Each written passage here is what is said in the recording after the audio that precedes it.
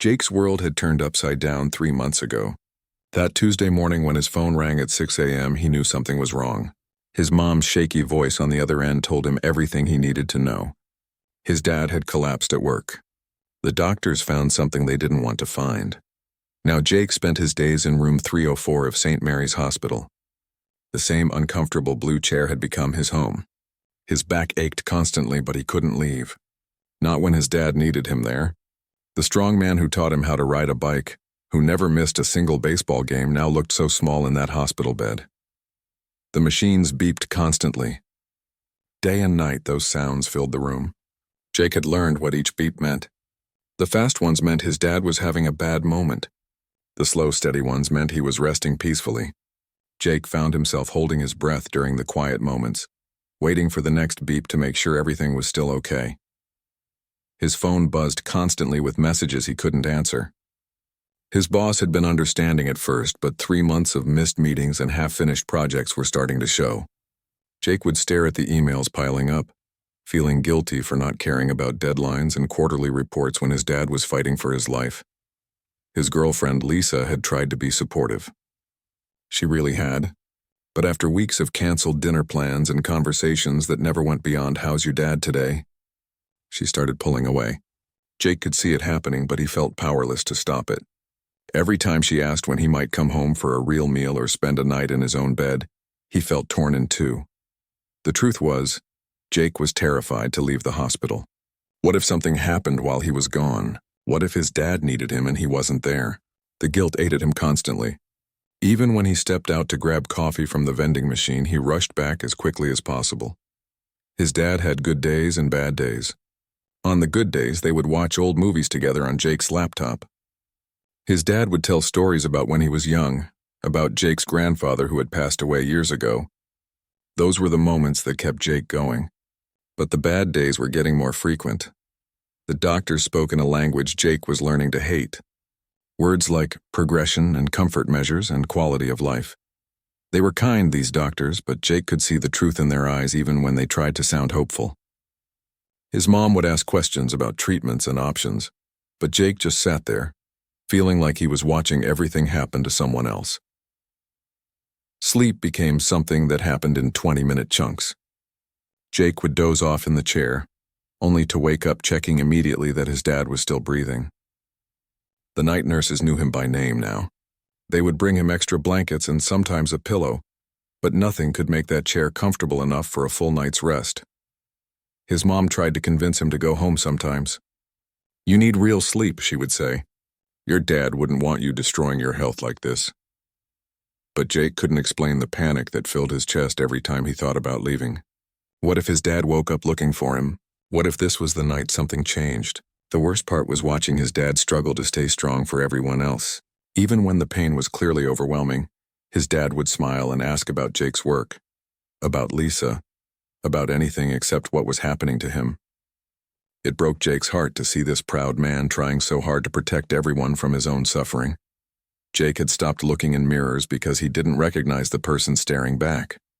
Dark circles under his eyes, clothes that hung loose because he forgot to eat real meals, stubble because shaving seemed unimportant. He was disappearing piece by piece, but he couldn't stop it from happening. The hospital room had become its own world. Jake knew which elevator was fastest, which vending machines had the best snacks, and exactly how many steps it took to walk to the parking garage. He knew the names of all the nurses on the day shift and most of the ones on nights. This place that used to feel foreign and scary now felt more familiar than his own apartment. Friends would text asking how he was doing, and Jake would send back short responses. Hanging in there, taking it one day at a time. Thanks for asking. But the truth was bigger and messier than those simple replies. The truth was that Jake felt like he was drowning in slow motion, watching helplessly as everything he used to care about faded into the background. Lisa had stopped visiting as much. At first, she came every few days bringing magazines and homemade cookies. But Jake could see how uncomfortable she was, how she didn't know what to say or do. The conversations became forced and awkward. She would ask about his dad's condition, and Jake would give her the medical update. But they both knew there was a growing distance between them that had nothing to do with the physical space of the hospital room. The hardest moments were when his dad was sleeping and Jake was left alone with his thoughts. That's when the fear would creep in, cold and suffocating. Fear about what came next. Fear about how much his dad was suffering. Fear about having to say goodbye to the person who had always been his hero, his role model, his guide through everything difficult in life. Jake had always been the strong one in his family, the one who fixed problems and took charge when things got tough. But this was bigger than anything he had ever faced, and for the first time in his life he felt completely powerless. All his strength, all his determination, meant nothing against what was happening to his dad. Jake was staring at his dad's monitor when he heard footsteps in the hallway. It was Tuesday evening around 7 o'clock. Visiting hours would end soon, and then it would just be him and the night shift nurses again. He didn't bother looking up when someone stopped at the doorway. Probably another nurse coming to check vitals or adjust something. But then he heard a familiar voice say his name softly. Jake's head snapped up and there stood Lisa. She had a small bag in her hand and was wearing that soft blue sweater he loved. But it wasn't just her presence that surprised him. It was the look in her eyes, not the uncomfortable, awkward expression she'd been wearing for weeks. This was different. This was the Lisa he fell in love with 2 years ago. "Hey," she said quietly, stepping into the room. She looked at his dad sleeping peacefully, then back at Jake. "How's he doing tonight?" Jake opened his mouth to give his usual medical update, but something in her tone stopped him. She wasn't asking because she felt like she had to. She genuinely wanted to know. "He had a rough afternoon," Jake said, his voice hoarse from not talking much all day, "but he's been sleeping well for the past hour." Lisa nodded and walked over to the empty chair beside Jake's, the one that had been sitting there for months, collecting dust and serving as a place to stack magazines no one read. She sat down without asking if it was okay, without checking if she was in anyone's way. "You don't have to stay," Jake said automatically. It's what he'd been saying to everyone for weeks. To his mom, to his friends, to anyone who offered to sit with him. "I know this isn't easy." Lisa looked at him with those warm brown eyes that always seemed to see right through him. "I know I don't have to," she said simply. "But I want to be here." Jake felt something shift in his chest. For weeks, every conversation with Lisa had felt forced and uncomfortable, like they were both reading from scripts they didn't quite remember. But this felt real. This felt like them again. "I brought some real food," Lisa said, opening her bag. "That sandwich from Tony's place you always get. And those chips you like. I figured you were probably living on vending machine food again." She was right. Jake couldn't remember the last time he'd eaten something that didn't come wrapped in plastic. As she unpacked the food, he realized how hungry he actually was. Not just for food, but for this. For someone who knew him well enough to bring exactly what he needed without being asked.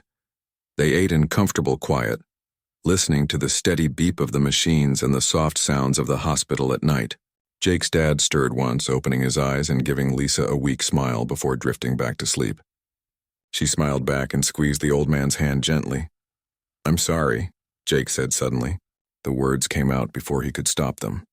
"I'm sorry for shutting you out, for canceling everything, for being so—" "Stop," Lisa said, reaching for his hand. "You don't need to apologize for loving your dad." But Jake couldn't stop. 3 months of guilt came pouring out. "I know I've been a terrible boyfriend. I know I've been selfish and distant and impossible to be around. I know this isn't what you signed up for when we started dating." Lisa was quiet for a moment, still holding his hand. Then she said something that surprised him completely. "Do you remember our third date?" she asked. "When we went to that little restaurant downtown and you got that call from your neighbor about your dad falling off a ladder while fixing his roof?" Jake remembered. He'd been mortified, cutting their dinner short to rush over and make sure his dad was okay. It turned out to be just a minor scrape. But Jake had spent the rest of the evening apologizing to Lisa for ruining their plans. "You dropped everything to help him," Lisa continued. "You didn't even think about it. And I remember thinking that night that I wanted to be with someone who loved his family that much, someone who would do anything for the people he cared about." She looked at Jake's dad sleeping peacefully, then back at Jake. "This is who you are, and I love who you are." Jake felt tears threatening, but he blinked them back. He'd gotten so good at holding everything in, at being strong for everyone else. But sitting there with Lisa, he felt something loosening inside his chest. "I can't promise this is going to get easier," he said. "I'm not asking for easy," Lisa replied. I'm just asking to be here with you through whatever comes next." That night, Lisa stayed. She didn't try to convince Jake to go home or get a proper night's sleep.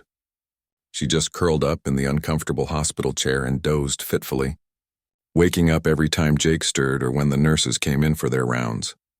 Around 3 in the morning, when Jake's dad had a coughing fit that lasted several scary minutes, Lisa was right there. She didn't panic or get in the way.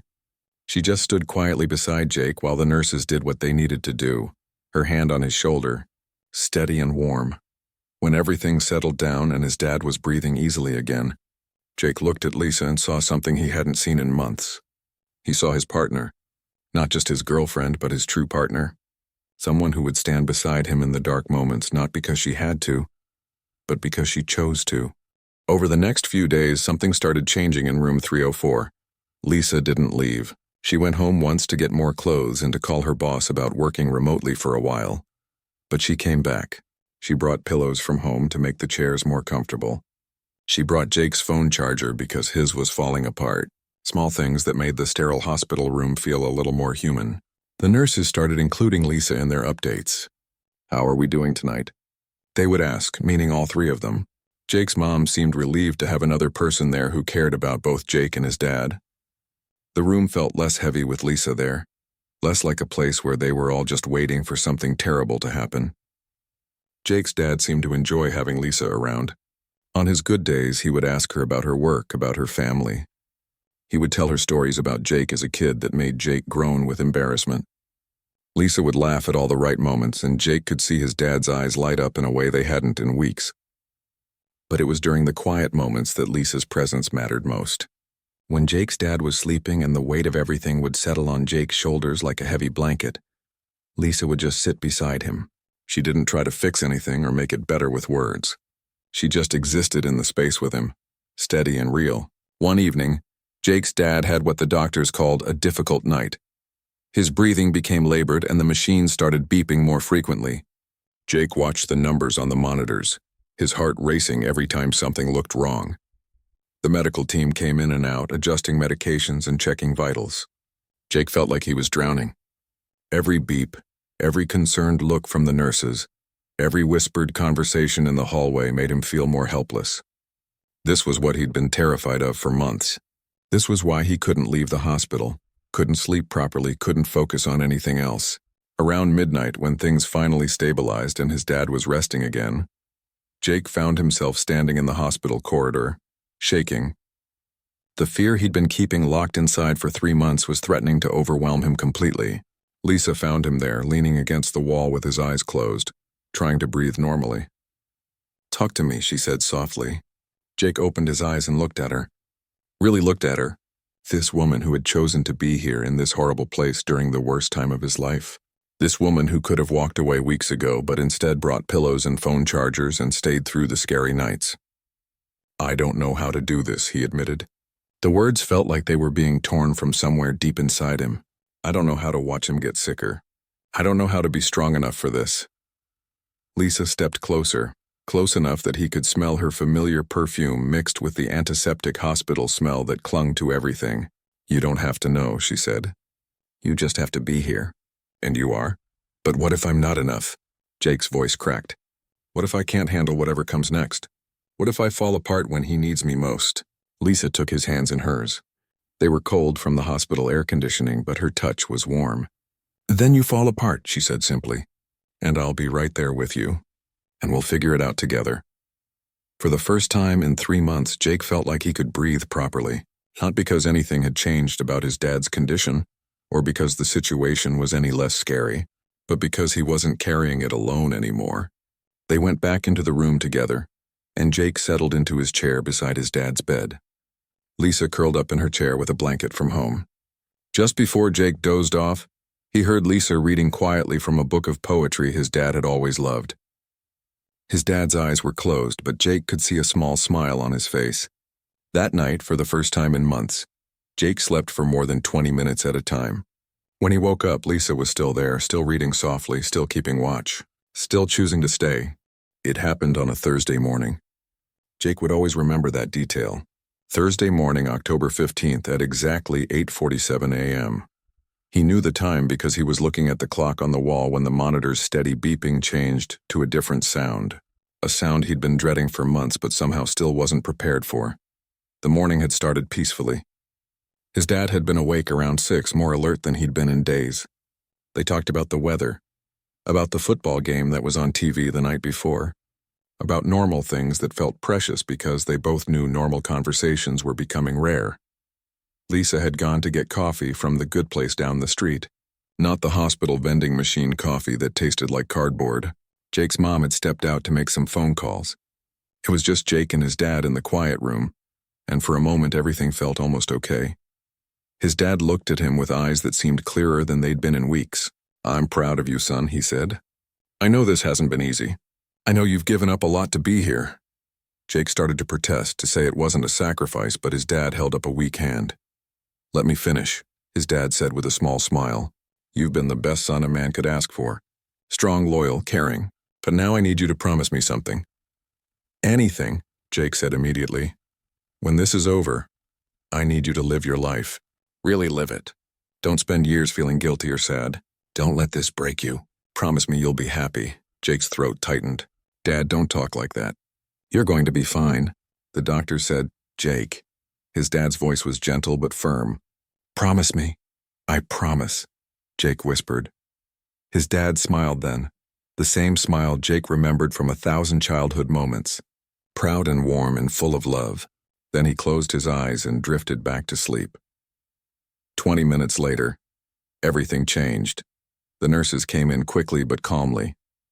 They'd done this before. Jake watched them work, feeling like he was outside his own body, watching someone else's life fall apart. His mom arrived just as Lisa came back with the coffee, and they all stood there together as the machine slowly went quiet. It was peaceful in the end. His dad didn't struggle or seem to be in pain. He just slipped away, surrounded by the people who loved him most. Jake held one of his hands while Lisa held the other, and his mom stroked his hair and whispered all the things she'd never gotten to say. The next few hours passed in a blur. Forms to sign, decisions to make, phone calls that Jake couldn't bring himself to handle. Lisa and his mom took care of most of it while Jake sat in that same blue chair, staring at the empty bed where his dad had been. The funeral director came and went. Nurses who had become friends over the past months stopped by to offer condolences. Jake nodded and said thank you to everyone, but he felt disconnected from all of it, like he was watching everything happen from very far away. His mom finally convinced him to leave the hospital around dinner time. "There's nothing more we can do here," she said gently. "Let's go home." Home. Jake hadn't been to his apartment in 3 days.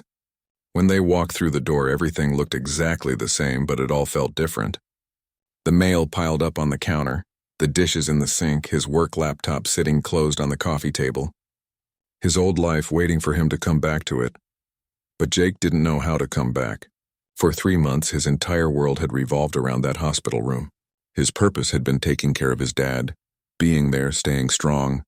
Now that purpose was gone and Jake felt completely lost. Lisa helped his mom with the arrangements that couldn't wait. Jake heard them talking quietly in the kitchen about flowers and music and obituaries, but their voices sounded like they were coming from underwater. Everything felt muffled and distant. That night, people started calling. Friends who wanted to offer support. Co-workers expressing sympathy. Relatives making travel plans. Jake let Lisa handle most of the calls. Every time someone said, "I'm sorry for your loss," he felt a little more disconnected from reality. He couldn't eat the dinner Lisa made. He couldn't focus on the TV show his mom put on. He couldn't even sit still for more than a few minutes. He kept feeling like he should be somewhere else doing something important. But there was nowhere to go and nothing to do. Around 10 o'clock, after his mom had gone to her hotel and the apartment was quiet, Jake finally made it to his bedroom. His own bed looked foreign after months of sleeping in that hospital chair. Everything in his room was exactly as he'd left it, but it all belonged to a different version of himself. The version who had a dad to worry about, who had a reason to be strong, who knew what his purpose was. Jake sat on the edge of his bed and stared at his hands. These hands had held his father's hand when he died. These hands had signed the papers and shaken hands with the funeral director, and accepted sympathy cards from people who meant well. That's when it hit him. really hit him. His dad was gone, the man who taught him everything important, who believed in him even when he didn't believe in himself, who had been his hero for 32 years, was never coming back. The grief hit Jake like a physical force. It started as a tightness in his chest and spread through his entire body. 3 months of holding everything together, of being strong, of pushing down his fear and sadness and exhaustion, all came crashing down at once. Jake couldn't breathe properly. The weight of everything that had happened, everything he'd been carrying, pressed down on him until he felt like he was suffocating. He tried to stand up from his bed, but his legs wouldn't support him. He collapsed back onto the mattress, his whole body shaking. This wasn't the controlled sadness he'd felt at the hospital. This wasn't the quiet tears he'd shed while his dad slept. This was something bigger and more terrifying. This was every emotion he'd pushed aside for 3 months hitting him all at once. Jake had always been the strong one, the one who fixed problems and took care of everyone else. But there was no fixing this. There was no taking care of this. His dad was gone, and no amount of strength or determination could bring him back.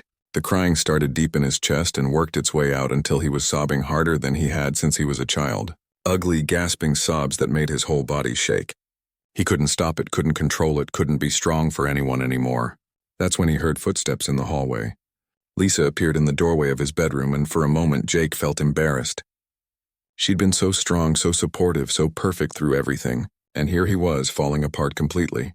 "I'm sorry," he managed to say between sobs. "I'm sorry, I can't. I don't know how to—" But Lisa didn't look upset or overwhelmed.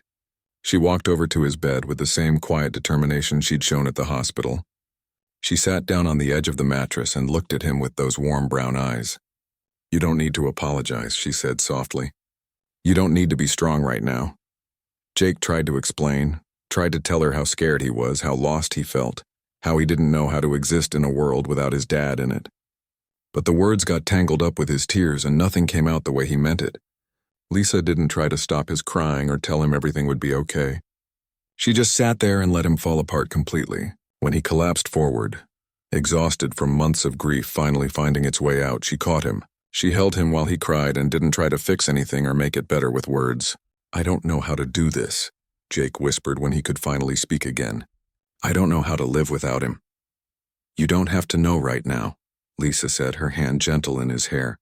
"You just have to get through today, and then tomorrow, one day at a time." Jake pulled back to look at her face. Her eyes were wet with tears too, but she was smiling. Not a fake everything will be fine smile. Not a pitying poor you smile. It was something else entirely. It was a smile that said she saw all of him. The grief, the fear, the complete brokenness. And she wasn't going anywhere. "Your dad would be proud of you," she said. "Not because you held it together for 3 months, but because you loved him enough to fall apart when he was gone." Jake felt something shift inside his chest. Not healing, that would take much longer, but something like hope, a tiny recognition that maybe, eventually, he could learn to carry this grief without it destroying him. "I keep thinking I should be stronger," he admitted. "He always taught me to be strong, to take care of everyone else." Lisa's smile grew a little wider.